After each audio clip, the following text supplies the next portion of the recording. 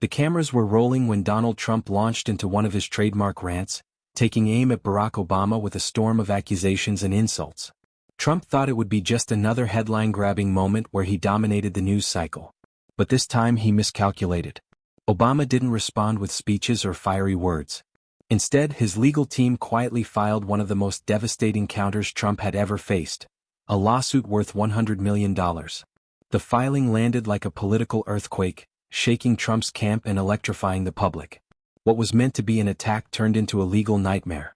Commentators across every network lit up the story. Analysts broke down how unprecedented it was for Obama to respond in such a bold way, flipping the script on Trump. Social media exploded, with clips of Trump's insults side by side with the breaking news of the lawsuit. A perfect picture of instant karma. Memes poured in, hashtags trended worldwide, and the public couldn't stop talking about it.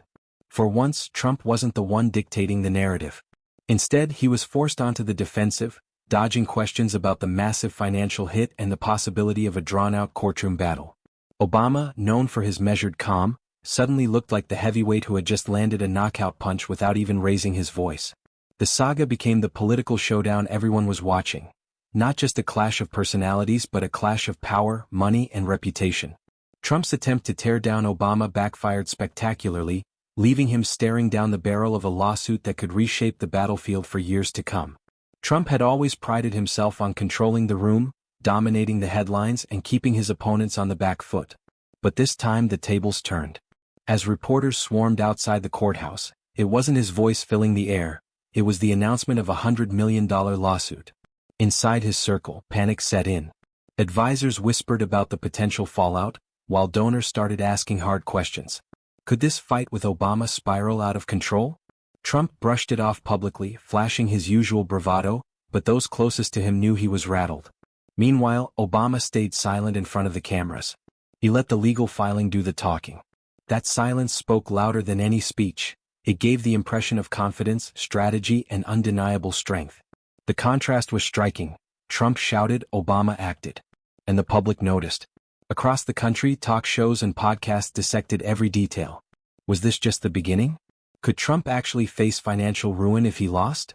The lawsuit wasn't just about money, it was about credibility, and for Trump, credibility was his lifeline. The lawsuit spread like wildfire. Every news network, from primetime broadcasts to late-night comedy shows, was covering it non-stop. Clips of Trump's fiery remarks were replayed alongside breaking headlines announcing the staggering $100 million claim. Commentators painted the moment as a stunning reversal. For years, Trump had thrived on being the aggressor. Now he was the one cornered. Some described it as a chess match where Obama had made a single, decisive move that left Trump's king exposed. In the days that followed, social media was relentless. Memes comparing Trump's insults to his courtroom troubles flooded timelines. Hashtags like #Trump vs. Obama and #lawsuit smackdown trended for days.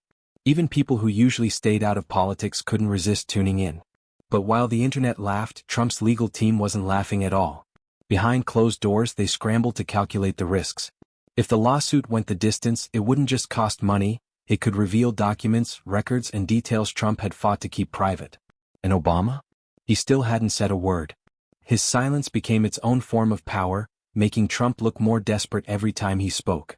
Inside Trump's inner circle, the cracks began to show. What started as hushed conversations among advisors quickly turned into heated arguments. Some urged him to settle quietly before the case spiraled further. Others insisted he fight back hard, fearing that backing down would look like weakness. Trump, however, refused to consider retreat. He stormed through meetings, slamming his fist on the table, demanding loyalty and promising he would crush Obama in court. But the louder he shouted, the more uneasy his allies became. Behind closed doors, key donors began pulling back. Phone calls that once ended with checks now ended with excuses. Nobody wanted to be tied to a battle that could drain resources and explode into a public disaster. Meanwhile, Obama's camp kept calm. Every lawyer's move seemed deliberate, every filing timed for maximum impact. They weren't just defending his name, they were setting traps, forcing Trump into decisions that would only make things worse. The pressure grew heavier with each passing day. For the first time in years, Trump wasn't dictating the terms. He was reacting, scrambling, and lashing out while the walls slowly closed in. The lawsuit wasn't just a financial hammer, it was a doorway into Trump's world, and the media rushed to walk through it. Reporters dug into court filings, scouring every line for explosive details. Soon, headlines weren't just about the lawsuit itself, but about what it was uncovering. Clips of legal experts played on repeat, warning that discovery could expose hidden documents, emails, and communications Trump never wanted made public. The mere possibility of what might come out had journalists circling like sharks. Leaks began surfacing. Stories hinted at internal conflicts, questionable deals, and phone calls that raised more questions than answers. Even the suggestion of scandal was enough to dominate the news cycle for days. Trump went on the offensive, blasting the lawsuit as a witch hunt in front of cameras, but his words didn't carry the same weight. The more he spoke, the more people tuned in, not to hear him, but to see what Obama's legal team would do next. And through it all, Obama stayed silent. That silence had turned into a weapon, making Trump look more frantic and defensive with each outburst. The contrast was brutal. One man raging, the other calmly dismantling him piece by piece. By the end of the week, the lawsuit had transformed into the #1 story in America. News panels debated it every night, talk shows opened with it, and comedians tore into Trump's predicament with ruthless jokes that went viral by morning. Clips of late-night monologues spread across social media, racking up millions of views. Every punchline seemed to sting not just because it was funny but because it was true. Trump, who once thrived on being the center of attention, now found himself the punchline. Public opinion polls began shifting fast. For the first time, a growing number of voters admitted they believed Trump's attacks had finally gone too far. Meanwhile, Obama's approval ratings ticked upward, boosted by the perception that he had calmly, almost effortlessly, outmaneuvered his rival. Inside Trump's camp, frustration boiled over. Advisors warned him that every outburst only fed the cycle, but Trump couldn't resist.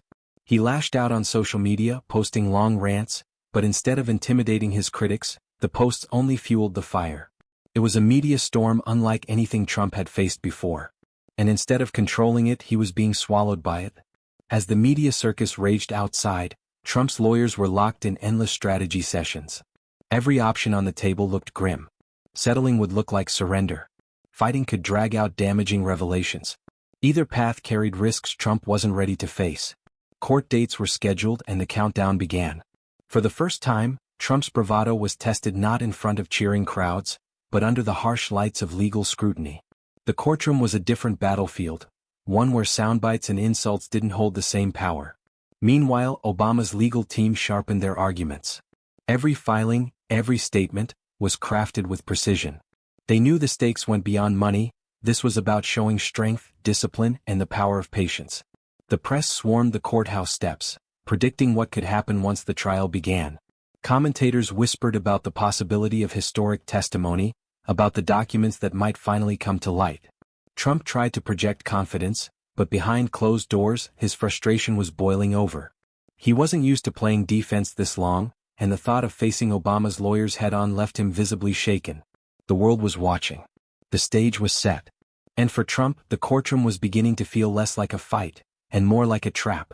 The day finally came. Cameras lined the courthouse steps as Trump arrived with his legal entourage, flashing forced smiles for the press.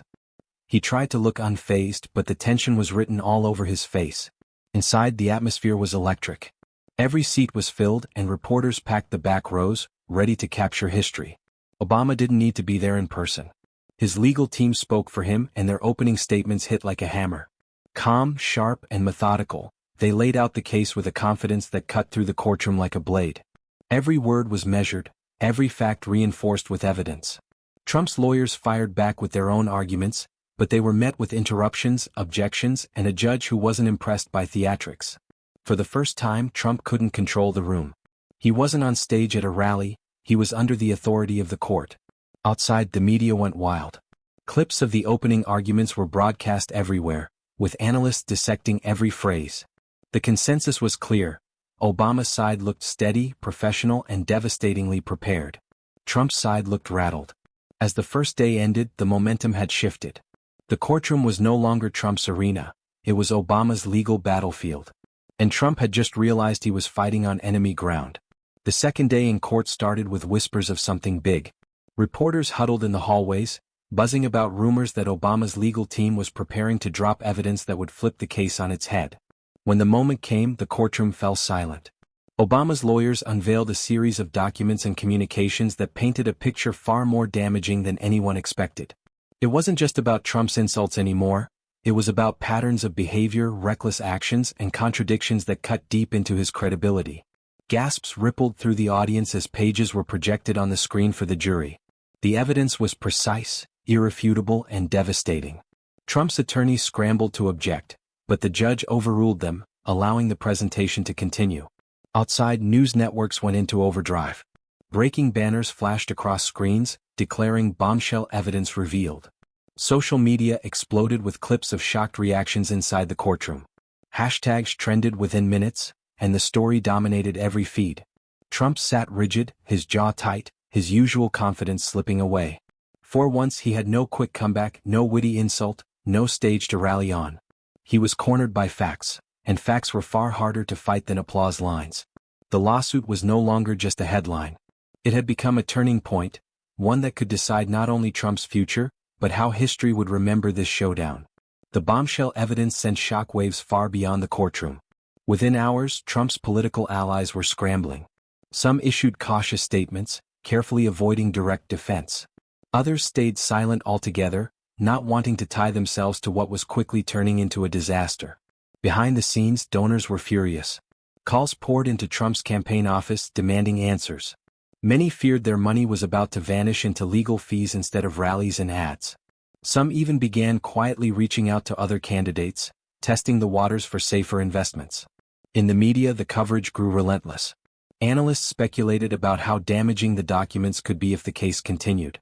Late-night hosts replayed the evidence clips with brutal commentary, and social media filled with headlines calling it the beginning of the end. Trump, however, refused to admit weakness. He appeared in front of cameras that evening, declaring himself the victim of a political hit job. His words were fiery, but his expression betrayed him. His usual swagger was gone, replaced with flashes of anger and frustration. Obama remained silent, letting the storm speak for itself. That silence only amplified the pressure, making Trump look more isolated with every passing hour. The lawsuit wasn't just hurting his image, it was unraveling his support system piece by piece. Behind the cameras, Trump was in full collapse mode. Inside closed-door meetings, he raged at his lawyers, accusing them of weakness, incompetence, and betrayal. Staffers whispered that he was more unhinged than they had ever seen, pacing rooms, shouting into phones, and demanding impossible solutions. Every strategy session turned into chaos. His attorneys tried to keep him focused, but he wouldn't listen. He wanted to fight louder, attack harder, and spin the story in the media. But none of those tactics could erase the evidence now sitting in front of the court. Those closest to him began drifting away. Longtime aides grew tired of the shouting matches and the impossible demands. Some stopped showing up entirely, quietly resigning or distancing themselves before the storm swallowed them too. Meanwhile, leaks about his behavior trickled out. Reporters began publishing accounts of Trump's furious tirades and sleepless nights, painting the picture of a man unraveling under the weight of a battle he couldn't win. The public could sense it, the cracks in his armor were spreading. For the first time, Trump wasn't the master of the spectacle. He was the spectacle, and the world was watching him unravel in real time. The trial had already been brutal, but what happened next shifted the balance even further. After hours of objections, delays, and attempts by Trump's lawyers to derail the proceedings, the judge finally had enough. In a sharp rebuke, the judge ruled against several of Trump's key motions, cutting down the very arguments his legal team had been relying on. The decision opened the door for more evidence to be introduced, evidence Trump had fought desperately to keep hidden. The courtroom went silent as the ruling was read. Trump sat back in his chair, his face tightening, his lawyers scrambling to whisper last-minute strategies. But the damage was done. The judge's words weren't just procedural, they were devastating. Reporters rushed outside, broadcasting the news within minutes. Judge Deal's major blow to Trump's defense flashed across every network. Legal experts explained that this ruling would make it nearly impossible for Trump to shield himself from the toughest parts of the case. Meanwhile, Obama's team stayed composed. They didn't celebrate or gloat, they simply moved forward, step by step, as if everything was going according to plan. That calmness contrasted sharply with Trump's visible frustration, and the public noticed. The ruling marked a turning point. Trump wasn't just losing ground, he was losing control of the battlefield itself. As the trial dragged on, the cracks in Trump's support system widened into full-blown fractures. Allies who once stood by his side began peeling away one by one. Some issued vague statements about focusing on other priorities, while others quietly disappeared from the spotlight altogether. The financial strain grew heavier too. Major donors, once proud to bankroll his every move, now saw only risk.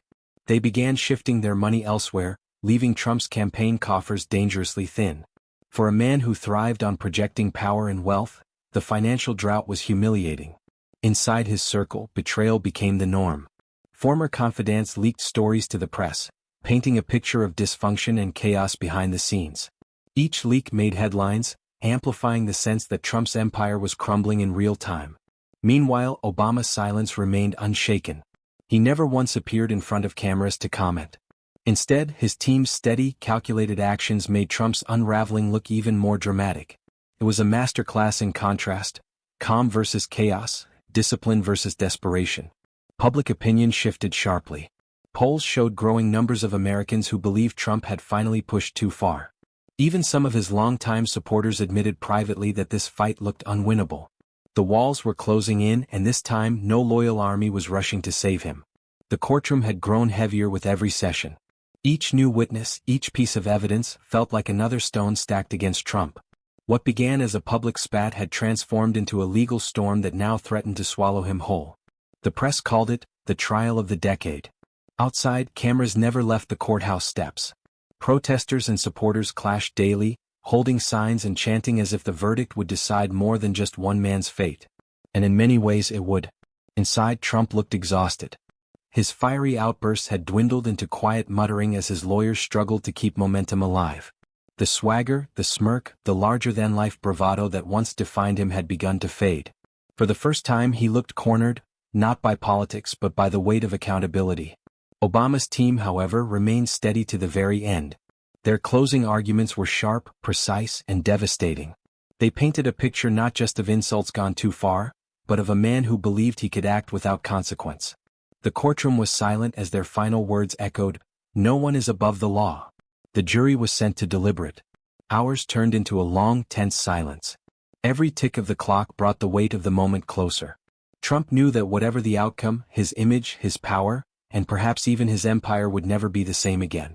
The jury returned to the courtroom, faces solemn, the atmosphere so tense you could hear the shuffle of every step. Trump sat stiff, his lawyers whispering frantically, but their voices faded as the foreperson stood to deliver the verdict. The words landed like thunder. The court ruled in Obama's favor. Trump was ordered to pay damages totaling $100 million. Gasps rippled through the room, reporters rushed for their phones, and the news exploded onto every screen across the country within minutes. Trump's face drained of color. The bravado, the arrogance, the fiery confidence, all of it collapsed in that moment. He stared forward in silence, a man who had finally been caught in a trap of his own making. Outside, the courthouse erupted. Supporters of Obama cheered, while Trump's backers stood stunned, some even in tears. The cameras captured it all, history unfolding in real time. Obama didn't hold a press conference, didn't deliver a victory speech. He didn't need to. His silence had been his most powerful weapon, and now the verdict spoke louder than any words ever could. For Trump, the lawsuit wasn't just about money. It was about power, and he had just lost it in the most public way possible. What started as an attempt to tear down Obama ended with a devastating blow that left Trump's empire shaken, his image tarnished, and his future uncertain. The showdown was over. And the world would never forget how quickly the tables had turned.